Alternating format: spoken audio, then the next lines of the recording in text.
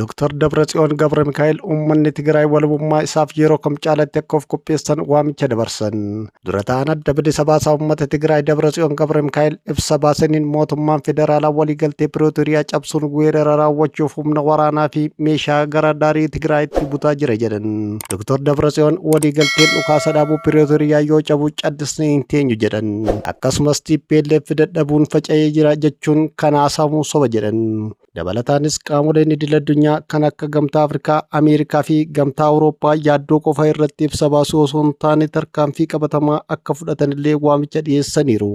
Kanaan wal qabatee waraanni naannoo Tigraay lammaffaan ka'uu danda'a jedhamee sodaatamaa jira.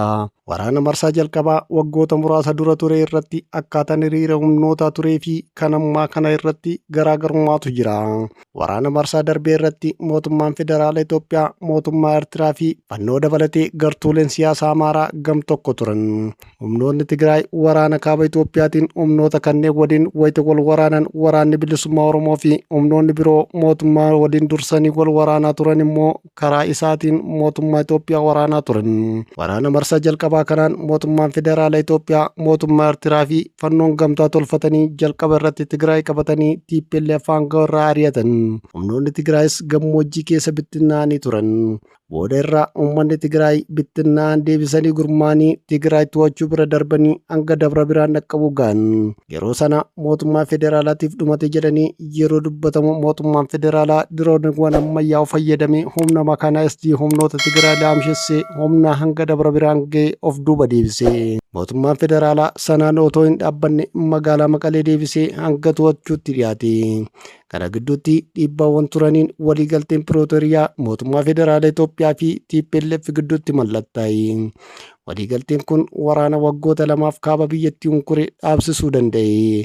Waliigalteen kun humnoota mootummaa federaalaa Itoophiyaa cinaa hiriiranii lolan lama garmalee akka mufachiisetu dubbatama. Kanaan mootummaan Eertiraa fi fannoo dabalatee humnoonni siyaasa finxaaleyyii Amaaraa waliigaltee kanatti mufachuutu dubbatama. Warri kun TPLF hundeen balleessuuf fedhu.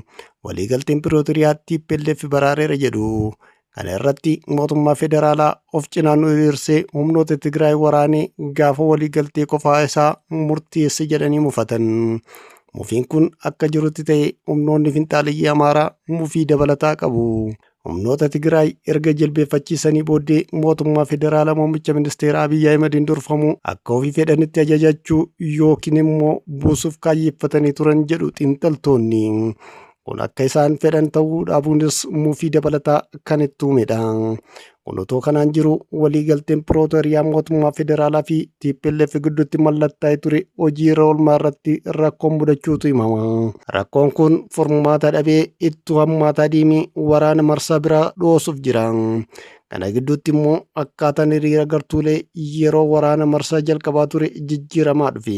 Humnoonni Tigraay fi mootummaan Eertiraa akeeka diina kootii fira jedhuun gamtaa Tsimdoo jedhamu tolfatanii mootummaa federaalaa Itoophiyaa faallaa dhaabbatan.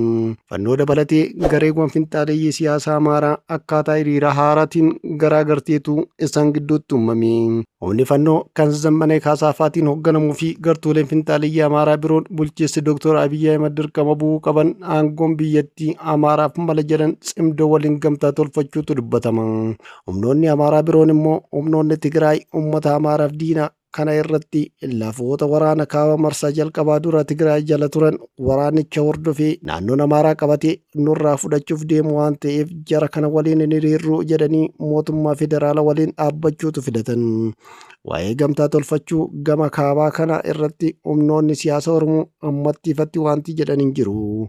Humnoonni kaabaa seenaa keessatti ejjennoon isaan uummata Oromoo irratti tarkaanfachiisan yeroo aangoon isaan irra turettis wanti isaan raawwatan uummata Oromoo biratti maqaa gaarii hin qabu. Inumaa gocha isaanii kun akka diinatti akka ilaalaman taasise.